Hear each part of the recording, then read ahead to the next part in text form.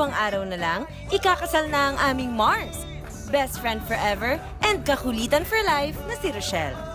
Pero bago siya magpatali, travel buddies muna kami sa isang adventure of a lifetime.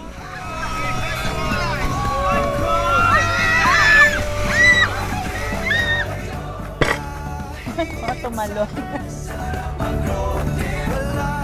Kaya tara na mga kapuso, samahan niyo kami sa aming road trip sa hottest province in the Philippines, ang Cagayan.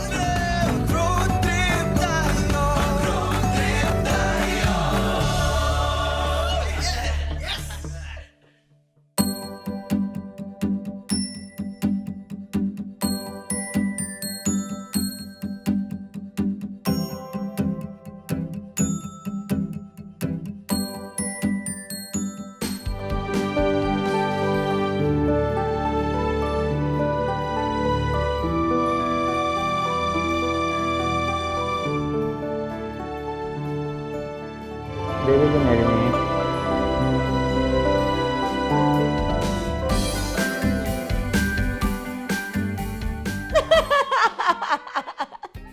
Ay, since malapit na yung wedding ni Mars Rochelle, 2 days na lang, parang kailangan may pahabol tayong something, di ba? Gawa tayo ng bridal showers. May special guest. Ganda yan. Ay, pero bago ng lahat, kailangan may fun trip muna, di ba? Para wala siyang idea. Oo, hindi siya makakuha ng clue. Oo. Pang normal day. You can do this, Mars. Kaya natin to. Cheers, cheers. Cheers, Mars.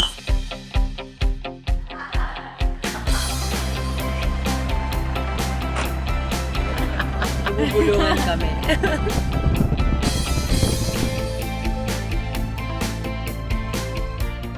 Mga Mars! Alam niyo naman, dahil adventure sa panindig. Mars ang tawagan namin kasi nakuha lang namin kasi Mars, kami na Mars lagi.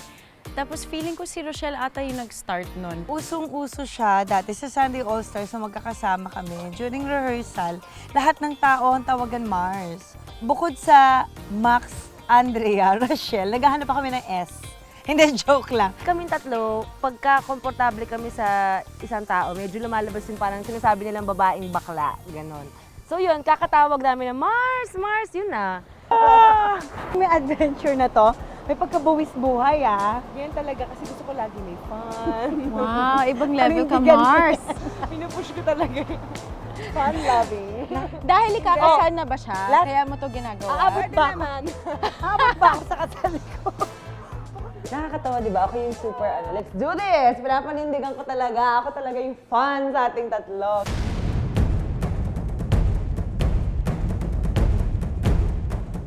Okay guys, welcome to Chico River Whitewater Rafting here in Tabuk City, province of Kalinga. So right now, lahat po tayo may PPE, the personal equipment. Ito po yung helmet. Siyempre, dahil risky ang whitewater rafting, kailangan natin ng orientation. Safety first. Ito pong level ng water natin ngayon ay good for the beginners. Okay lang po, sakto lang Good po for to. beginners yung ganito. Habang lumalaki po yung bumibilis yung current, pahirap ng pahirap. Hindi, nung nalaman namin yung mga detalye, parang sabay-sabay kami tumiklop. Kasi parang napaka-serious ni Kuya. Upo po tayo dito. Sa gilid tayo upo. Sa gilid ang upo. Opo ma'am, dito po sa tube. Bakit sa gilid And yung upo? lock your foot. Ay, Diyos Marios. Ay, para nakalock yung Di ba, Mars, ikaw adventurous ka, di ba? Actually, bawal daw yung pasaway, so aalis na ako. Nakakapraning, parang lumabas yung totoong kami. Na hindi talaga ako fun. The most exciting part of the trip, kung may mahuhulog.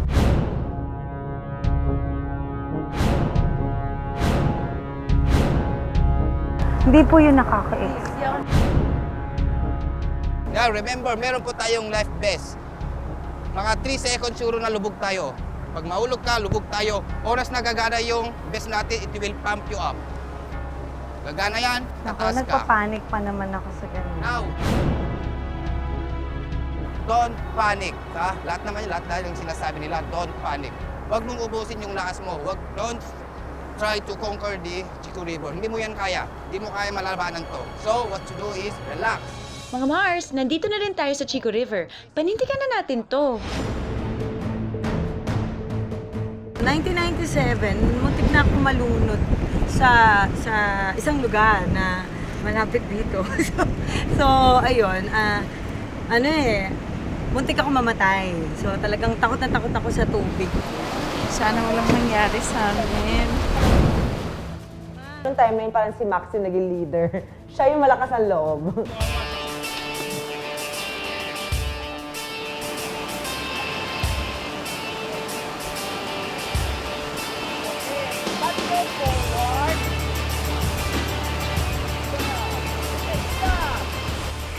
Everybody, paddle stop tayo, paddle stop! High five! High five! High five!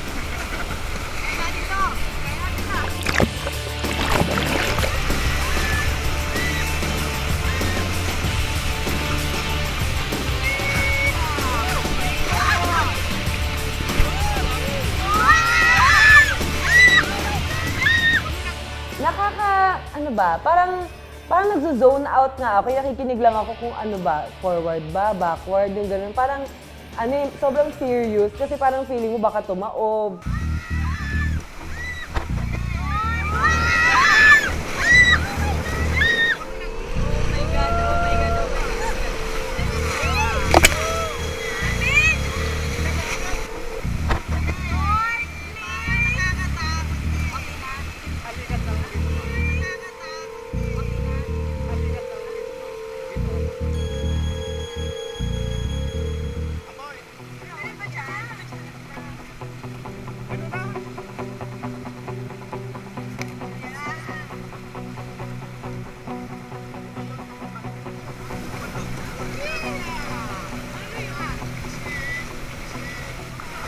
Huwag kayong mag-alala, ma'am.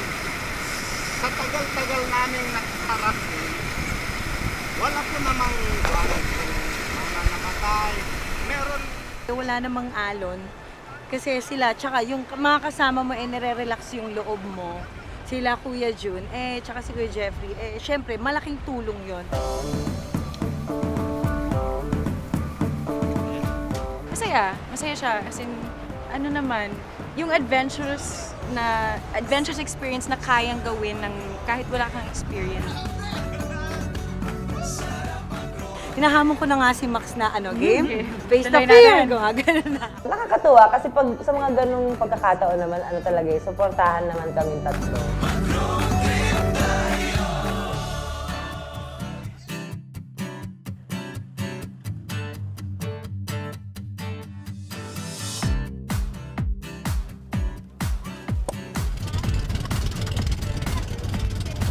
Alam mo, Mars, nung bata ako may bangka kami. Kung naalala ko, oo. Lagi akong ganyan. Alam ko nga kung paano lagyan ng crudo yung bangka. Talaga? Oo. Ganda rin? Hindi naman, malaki to. Yung kay tatay nung nabubuhay pa, medyo maliit lang. Siya yung nagturo sa'yo. Oo, tsaka may idea naman ako na na kung paano magsagwan. Kaya minsan talaga maraming advantage yung lumaki ka sa pamilya lang. Kasi yung sapat lang. Sa gawaing bahay, marami akong alam. Tsaka tatay ko, tsaka nanay ko, lagi nilang sinasabi na makakatulong yun para sa amin. Hindi po pwedeng, paano pag lagi niyang galit man sila na sa tono na, paano pag nawala kami, paano kayo mabubuhay, yung ganun.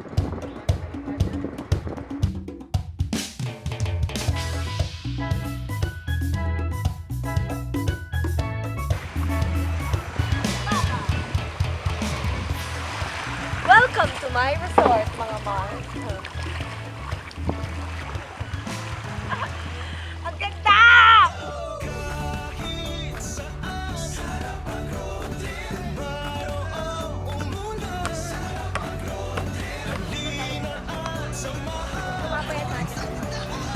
Para sa shrimp! Sorry.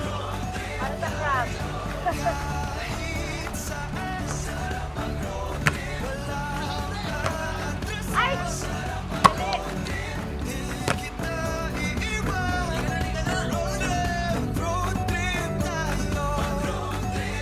Nakakapagod pala ang beach volleyball, mga Mars!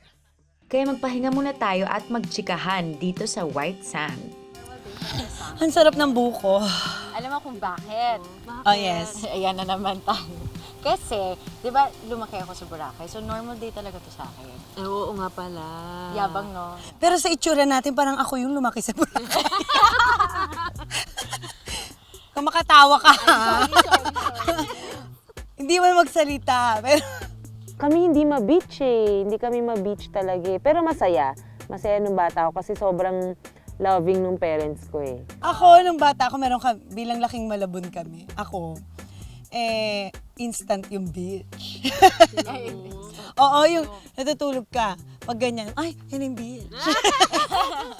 Pero nung gabi natulog ako, wala naman. Pag ganun, ay, ayan na, tumataas na yung tubig. Kailangan mo na itaas lahat ng gamit. Tapos, pag hapon na, relax na yung yung tubig sa amin. Baha. Yung baha sa amin. So, pag hapon na, yan na, lalangoy na kami. Kasi dati malinis pa naman yung baha. Ngayon, Dahil bihira ang ganitong kwentuhan, itodo na natin to. Laglaga na! Ang Hollywood crush kasi, ang dami. 3. isa lang daw. Ay, hirap pumili. O, Sige, sige. si Zac Efron na lang. Parang napilitan. Uy, mahilig ka sa medyo height na no? Okay, embarrassing moment daw. Ikaw, ako meron. Naalala ko, nag-host ako ng event sa mall. Tapos parang, ayun din, tumbling ako sa likod. Literal tumbling, Mars. Pero yung nakakatawa, kasi backstage yun eh. Sige, nakakita sa akin, yung mga upper levels ng mall. So, 2, 3, 4, ayan, sumigaw sila. Oh! Sila lang sa likod, nakakita. Embarrassing moment. First time ko chika minute, malabo pa yung mata ko. Tapos ayoko naman mag-eyeglasses, tapos hindi pa ako nagko-contacts nun. Minimemorize ko yung script. Live pala yun. Minsan nag-iiba. Iba yung nire-report ko, iba yung lumalabas. News pa naman. Oo, na principal's office ako after. Anong nangyari? Minimemorize ko po kasi yung script, hindi ko alam na na iba na pala. Tama na ang bookingan. Swimming time na girls. Yes!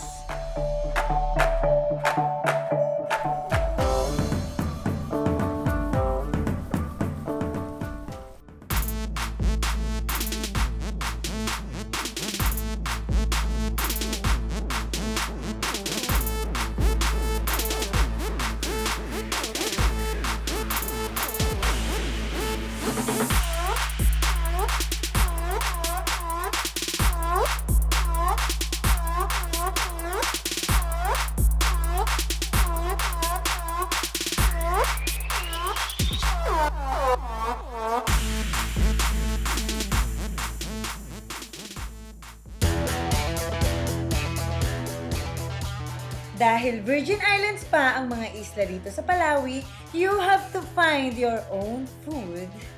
Tara, may alam akong pwedeng pagkuhaan ng pagkain. Konti na lang, Mars. Konti na lang. Take your time, Mars. Kaya mo pagdating mo dun sa kabila, dinner. May fear ako sa heights, sa totoo lang. Talagang takot na takot ako. Ang sarap talaga dito. Naranasan ko nang tumawid sa ganyan klaseng. Actually, mas nakakatakot na bridge dati. Pero doon naman, matibay naman yung bridge. So, hindi ako natakot doon. Kaya mo yan, Mars. Si Mars Max ang may gusto dito. Meron akong fear sa heights. Naalala ko nga dati nung nag-work ako sa public affairs as host, parang 2 hours bago ko nagawa yung zipline na activity. Kasi talagang takot na takot ako. Pero dahil sa mga ginagawa sa work, medyo nag-lessen na. Kasi kung dati yan, siguro mga oras din bibilangin bago ko siya maitawid. Konti na lang, Mars. Konti na lang.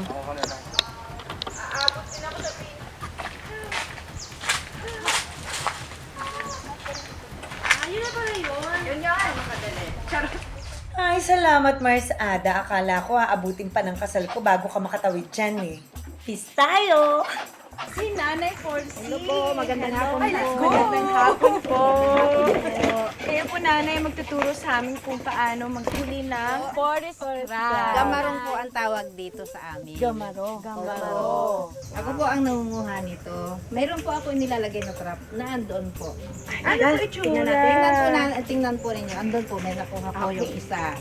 Ngayon po, subukan po ninyo maglagay nito sa butas. Sige po. Relationship goal. Maluag po yan, ma'am.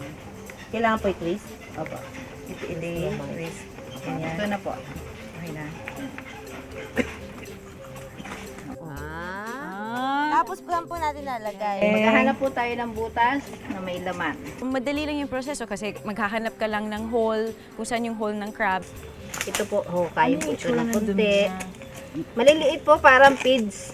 O, dito po, pwede na pong ilagay. Pero lahat po ng trap na ganito itsura, no? Opo, ma'am. Pag ganun na tama po ba? I-flat mo po. Tapos ilalagay mo lang doon, tapos hihintayin mo lang pumasok, huhulihin mo siya, di ba? Tapos, so parang madali lang siyang gawin. O, dito po, pwede na pong ilagay. Para sa age nilang yon. And then nagsusumikap sila na gawin lag every day. Galing. Wow, mayroon. Meron, Mayroon po, ang laki. Lalagay po natin siya dito. Ayaw niya lumabas. Yun. Nagulat ako na kalmado lang pala. Akala ko yung talagang hahabuli mo talaga yung crab. Eh, meron po. Oh, mayroon. Ayan siya, hello! Oh, ang laki. Malaki po yan ang laman kasi malaki po yung butas niya. Malaki rin yung kawayan. Oh, makakalabas po ba siya? Pag inalis po niyo, yung makakalabas niya dyan. Tagtag mo muna siya para umilalim siya. Sige po, alisin na po niyo yung laki niya. Biyo din po niyo, ipababa. Tanggalin po, tanggalin. Hila. Hilahin po. Tapos Malaki. Oh, yung mata niya, oh. malaki po yan. Mars? Go, Mars. Go, Mars. Laki! Iba. Grabe. Iba si Collins. Laki niya! Ang tiyaga. Bumilib ako dun sa yung kung paano ginawa yung trap. Ipagpag niyo po kasi yung lupa sa pumapasok po dyan. Yan. Tingnan niyo po kung may nakuha siya. Ay, meron Oh, yun, meron. Yan. Kailangan ko palabas. Opo, yan. Tapos ibububo po ninyo dito. Lakasan po ninyo kasi nakakapit yan. Yan po. Ayun, isang ano lang ni nanay. Ako nga dati gumagawa ako ng trap ng daga eh. Kahon lang, tapos naglalagay ako ng toothpick or kung anong stick, tapos pag natabig niya yun, pasok siya. Minsan nakakalabas pa. Pero ito, nakagawa siya ng pang-trap, yung asawa ni nanay na nakagawa siya ng trap na talagang hindi makakawala yung crab.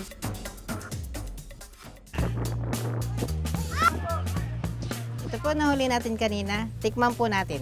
Yay! Ating kutsara. Tapos ito pong ipit. Ito po. Ano pong luto? Nilaga lang po ito, tapos nilagyan po ng kaunting ricado. Ngayon po, ang gagawin po doon sa ipit, kukunin po ninyo ito. Ito po ang pamukpok niya. Kasi matigas po yan. I-flat po nyo yan. Dandahan lang po. Nabaak na po nyo. Pwede na pong makuha yung laman niya. Tumalong. Eto na, hindi ba ito napipisat? Napipisat to din. Napipisa po. Yun, napisa na po. Tapos, Ganyan, Mars. opo. Hawakan po niyo yan. Iba, hindi siya yung katulad nung crab sa Manila. Parang mas sweet. Na ikaw, hindi ka kakain. Kain, Nay. Wala, sige po. Kain ka na. Siyempre po ako nagluluto. Thank you, Nay. Thank you, Nay. Sa taba, may parang dahon or spices. Parang may spices. Hindi ko alam kung yun yung gamit ni nanay sa pagluto or kung ganun talaga siya. Kasi forest crab, di ba? So parang may lasang I won't say ginger, pero malapit sa ginger. Ang galing namin ni Mars Ada kasi wala pa ring idea si Mars Rochelle na may bridal shower surprise tayo sa kanya mamayang gabi. Oo nga eh. Kamusta na kaya ang surprise guest natin? Hi guys! Habang nagbabakasyon ngayon sina Rochelle, Andre at Max, ako naman nakapag-empake na at mamaya lilipad na ako papuntang Cagayan. Chill ka lang muna dyan. Kami muna bahala kay Mars Rochelle.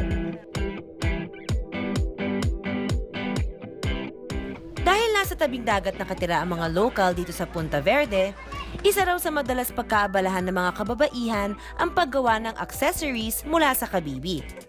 Parang gusto kong itry yan, mga Mars. No problem, tuturuan daw tayo ni Sunshine. Sunshine, anong ipapagawa mo sa amin? Gagawa po tayo ng bracelet, ma'am. Yes! Friendship to.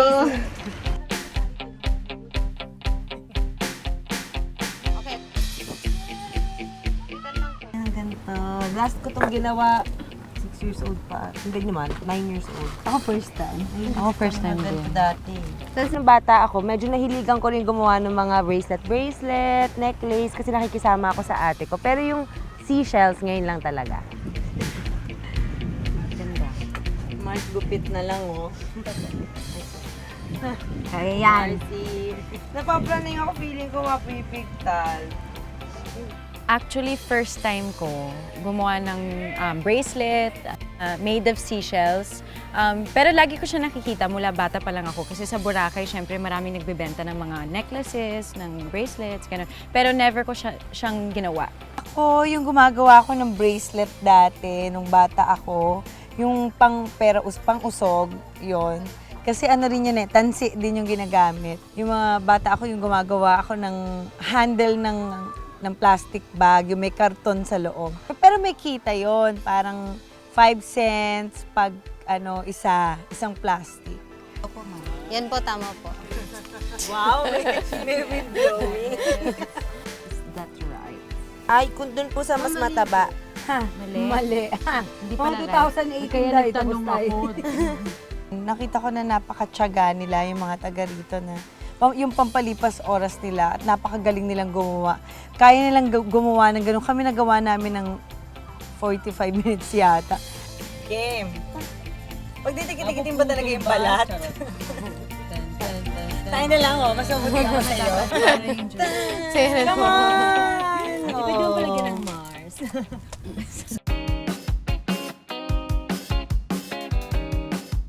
Dito sa Punta Verde, pangingisda ang pangunahing kabuhayan ng mga taga rito. At ang aming Mars Rochelle, may tinatago palang skill. Ang galing lang, ha?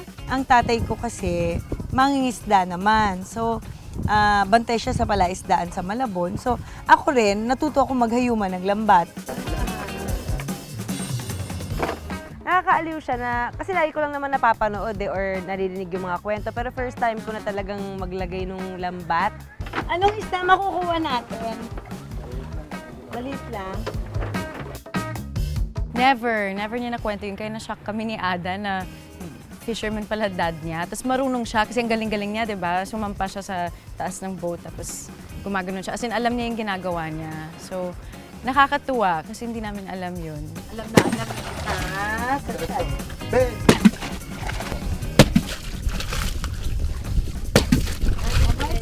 Wala na kasi yung dad ni Rochelle. So usually, ang kinakwento niya sa amin is kung anong nangyari, yung mga ganun lahat na napagdaanan niya for the family. Where's Ada go?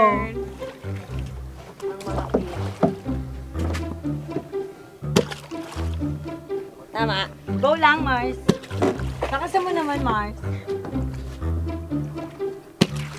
Nakaka-excite kapag yung tinataas mo na kung ano yung mga mahuhuli mo. Pero ang hirap din pala kasi nga, ang dami mong binabagsak doon. Kuya, huwag ka nang mahiyang sumagot. Bakit wala tayong nahuli? Puro seagrass. Masyado na pong low tide. Ay, low tide na?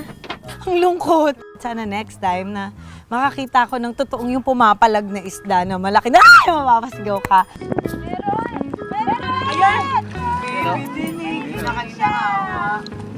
Masaya kapag nakahuli ka ng fish. So, ang saya namin nung nakahuli kami ng 2 fish, kahit na maliit lang.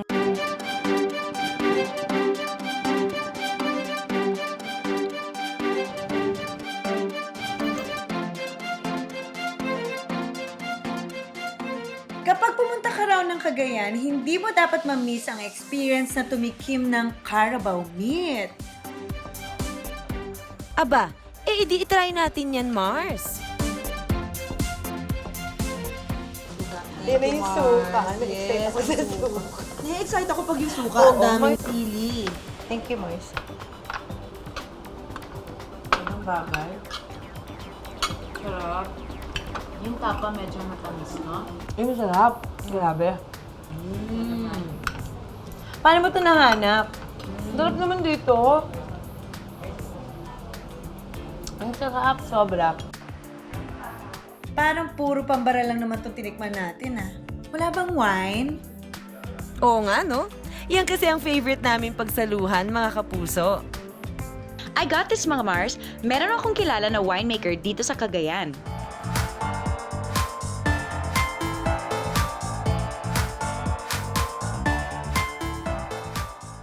Okay, mga Mars, ipapakilala ko na kayo kay Nanay Ising. Siya yung oldest winemaker dito sa Pamplona, Cagayan. Hello, Nanay! Hi!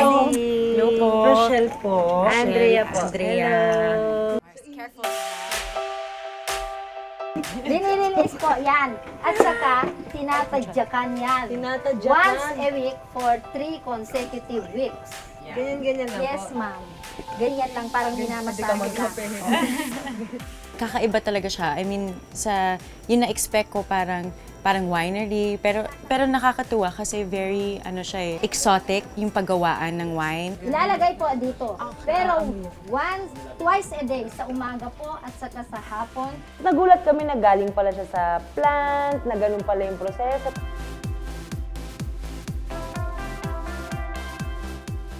Actually, kahit walang celebration pag nagkukwentuhan lang, siguro kasi pag nagwa-wine ka, parang nare-relax ka So, yun ang lagi talagang ginagawa namin.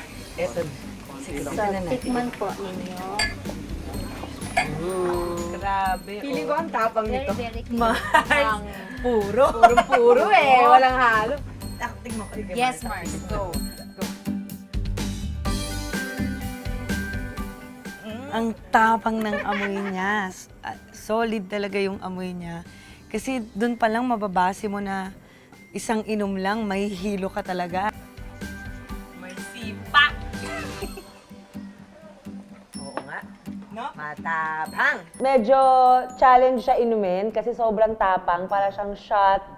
Pero at experience din. Iba nga, Mars. Iba nga. Grabe kasi ang init sa katawan. So parang namumula na kami, tapos parang nalasing na ata kami agad kasi sobrang tapang ng wine. Halata na po. Halata na po na ang produkto namin ay... Ang lakas! Girls, hinay-hinay lang. May surprise pa tayo sa aking be mamaya. Don't worry, Art. Wait, nasan ka na ba? Guys, papunta na ako ngayon sa airport. Siguro mga 1 oras lang nandun ako sa Cagayan. Sana lang hindi mabooking ni Rochelle si Max at Andrea sa aming big surprise. Yan na, excited na ako. Habang nasa flight pa si Art, lilibangin namin tong si Mars Rochelle para hindi makahalata. Hang tagal naman ni Arthur. Hay nako, umora muna tayo sa beachfront. Bongga, may pa-bonfire pa si Miora.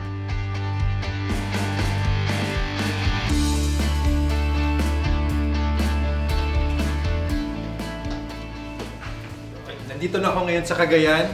Hinanda na ni Max at Andre ang surprise na gagawin namin mamaya. Sana magustuhan ni Rochelle yung surprise namin sa kanya mamaya.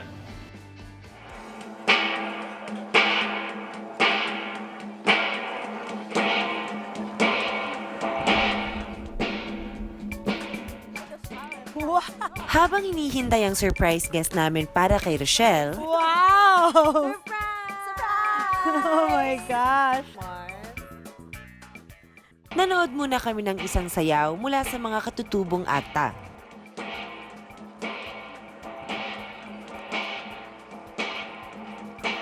Siyempre na-excite kami. Hindi na kami kinabahan dun Since andyan yung tulong ninyo, medyo naging panatag kami.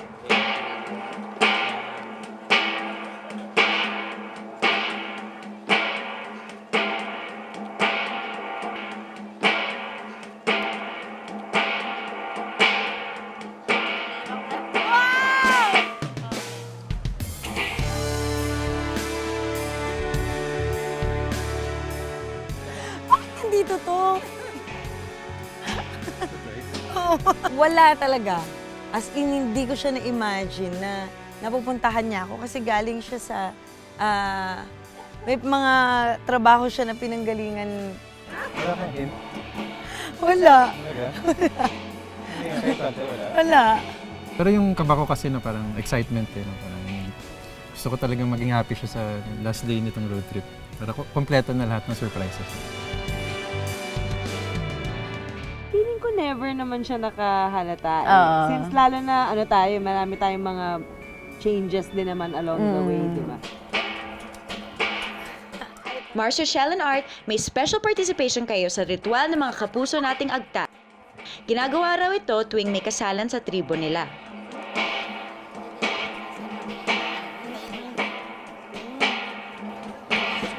Ang ritual na ito, naghahatid daw ng swerte at mas maigting na pagmamahalan sa mga mag-asawa. Ayun yung ayun yung bitawan. Parang ang tagal, hindi ko alam kung gusto niya nakadikit lang. Ang tagal bitawan niya.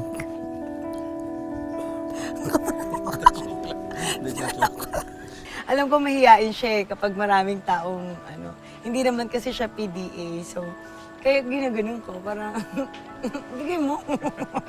Ginaganon niya ako. And then, yung romantic din, yung part na sinasayawan kami ng mga nila, iba. Kasi ibang ritual naman to. Siyempre, magkaroon agad ng babies. Magkakagaila August 9, meron na agad. Hindi kasi alam kong gusto Sa niya TV ng tayo, family. Gusto niya ng family, tsaka, siyempre, dahil Mars kita, alam ko na magiging mabuti kang mommy. So, gusto ko lumabas na yung baby para ma-experience na niya yon. Ako naman, ang wish ko for you and prayer ko for you is that God will always be the center of your relationship forever and you'll pass that on to your children na rin. Cheers!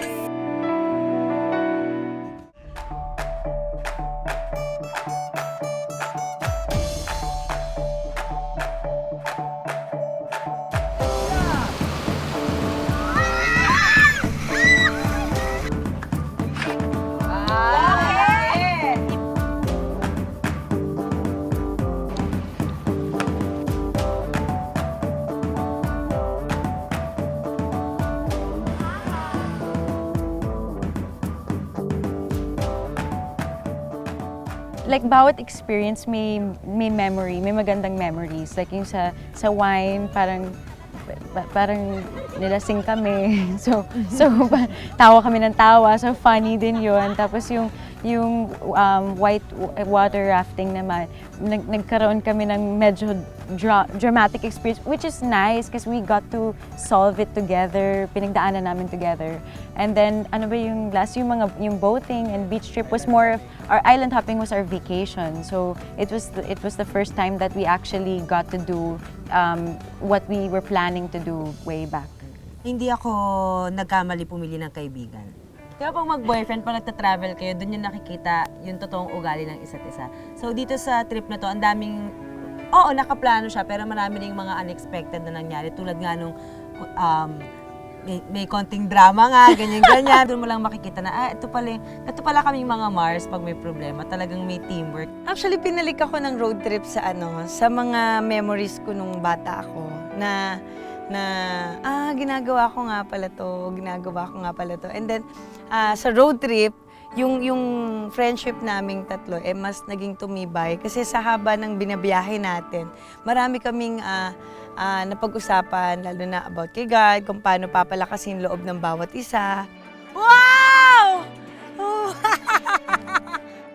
Nahanap ko man ang aking forever, kailangan ko pa rin sa tabi ko ang aking bridesmaids. Kailangan ang mga totoong kaibigan na makakaramay mo sa iyakan man o sa tawanan.